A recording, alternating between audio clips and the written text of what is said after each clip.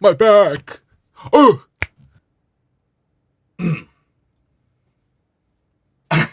What's up, guys? It's Zackatar, back with another How to Drums. Today, we are finally looking at how to play My Daunted On OP1 lick. Of course, this video is going to be a little different. I've already played this with the music in the past video. This is to avoid copyright in the case that, the music gets copyrighted. I don't want this whole video to go down.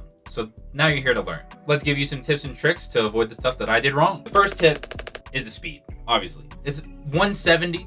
The beginning and the ending chunk are kind of faster than 170. This is why it's a little easier rhythms, but really need to focus on locking in the moment that it turns solid 170, which is in the sheets. Second overall tip, we've got a bunch of 16th notes, a lot of accents, a lot of half accents and all that kind of stuff.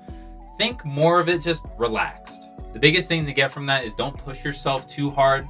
A lot of this stuff I wrote to be like forte, and in the video you end up seeing me playing in mezzo forte or even a little lower. Last big overall tip is there is a lot of hand changing. Diddles, there's threes, paradiddle diddles. If you're not ready for it, it's not going to treat you well. Really focus on breaking it apart and then just combining them bar by bar, phrase by phrase. It really comes helpful in this scenario because it's all difficult. Anyways, let's get into the specifics. Like I said, this beginning part is a little faster than 170. So if you're listening to the audio, you just want to go with it. Make sure when you're doing this rhythm, you don't do it tripletized, right? It's 16 notes. One thing I found that helped was just choosing whether you're going to use wrist, finger, or arm. I think arm, particularly in this spot, was really helpful and consistent. Just find the feeling. Again, it's not a solid 170. It's a little faster, speeds up every once in a while, but you still need to play good rhythms. There's a couple of these rhythms throughout the piece. That where it has no flam on the left, right? No flam there. And times when you do have a flam. Really focus on just getting that hand movement without the left hand. Right? We got threes throughout this entire thing, and then you get fours. Making sure you got those solid will translate over to this. Especially when you're going across the drums. And then this part. When you go to do this paradiddle diddle, right? Right? You have this crossover right here. And it feels like you're going to hit your hand here because of this scrape. If you just raise your hand a little more, keep it in the same spot instead of moving it over like an extra movement, it'll just make it a lot easier. This is what I mean though. Right? I kept it in the exact same zone. Try both, see what works for you, but keeping it in that spot really helped out. There are a lot of 16 note triplets through this entire piece, and a lot of them are just doubles, right? So really practice it with a metronome because adding scrapes to it is just going to make it even weirder. And jumping a little forward when we get to this part, really have that extra huggada like feel from just practicing. This part right here, I think I just jumped the gun with how high I wanted to go for this accent, and it inevitably made me play the 16th note passage dirty. This kind of ties into that one overall tip. It's written a certain way, but you should try and play it a little lower because it's fast. Alrighty, this whole line got some singles, some super nice fast rhythms. Play this beat by beat, and then if it's on an off beat, just play it on a beat so that you can kind of get the feel, you know what I mean? If you want to get real technical, just make them eighth notes, right? Get the bass rhythm and then add the fives and the six after. So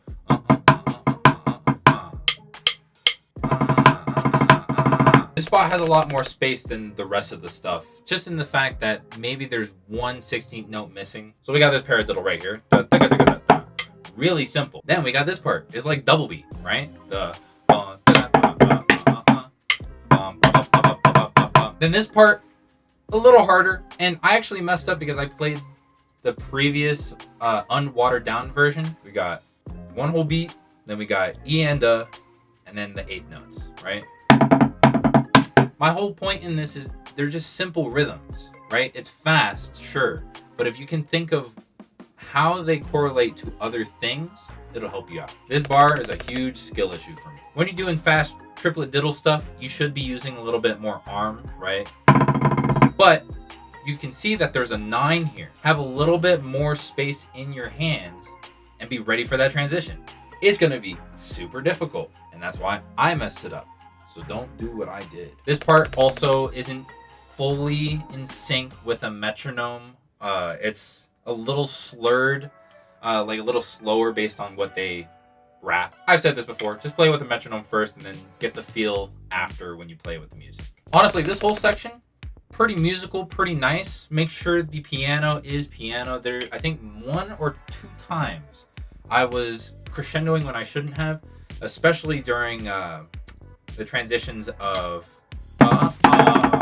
right? That part should just be kind of down all the time, so that the rolls are the like pinpoint of this part. This part has a lot of crossovers and some that you might have never actually played before. Really focus on what the low end is doing.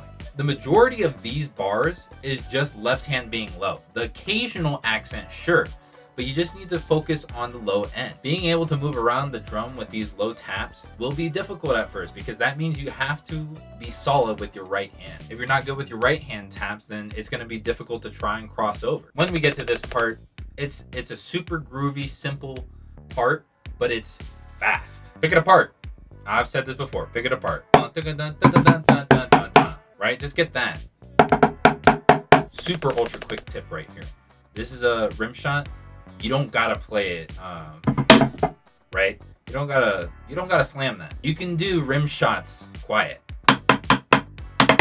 Don't overexert energy when you don't need to. Stuff here gets a little more compact, right? We have a lot more fasting arm movements rather than hand changes for like diddles. But this part does have a paradiddle diddle into some open 16th notes. Just get ready for that. This part being the end part is just supposed to be a little more flowy, right? A lot more singles, a lot more accents, and a lot more just across the drum. Just look a little flashy. Don't exaggerate the movements. Like if you're going too far or too big for the... right? It's just not gonna look good if you go too much, right? You know what I mean? Like you can be super fun with it, but just make sure that you're super solid with where you're placing your notes so that you're not hitting in the middle of the drum during these easier rhythms. This bar, it's just something I love doing, trying to be super cool with all the scrapes and stuff. This is probably the 4th rewrite of these scrapes, by the way. Beat by beat. As simple as that. Really just need to find out where you're going. That's the first, right? Then we got, those are outs, you know, super easy. We got ins now. And a crossover. You need to know exactly where left hand's going. You can't go super far because it's a really, really fast part. Right here, this is a really good example of just having a different area in the zone to make it more comfortable. I'm using these long sticks, right? I won't be able to hit like here without going French. So what? Hit in this zone over here. This is still in the zone area.